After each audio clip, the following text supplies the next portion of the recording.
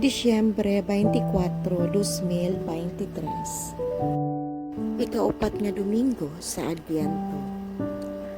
Pagbasa gikan sa Santos nga Ebanghelyo sumalak ni Lucas. Napuno sa Espiritu Santo ang iyang amahan nga si Zacarias ug nanagna.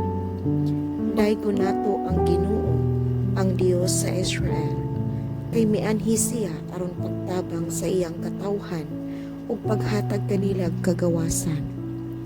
Gipaanhi niya kanato ang usa ka gamahanang manluluwas nga kaliwat sa iyang sulugoon nga si David. Kini maoy iyang giingon kaniadto pinaagi sa iyang mga balaang propeta. Misaad siya sa pagluwas kanato gikan sa atong mga kaaway ug gikan sa gahom ni adtong tanan nga nagdumot kanato.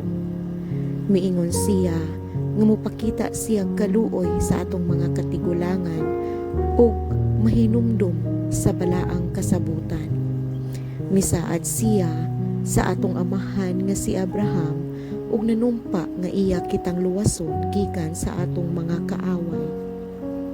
Ug mitugot kanato nga mag-alagad kaniya sa walay kahadlok, nga mahimong balaan ug matarong sa atubangan niya sa tibuok natong kinabuhi. Ug ikaw, anak ko, tawgon ka nga propeta sa Dios nga labing halangdon.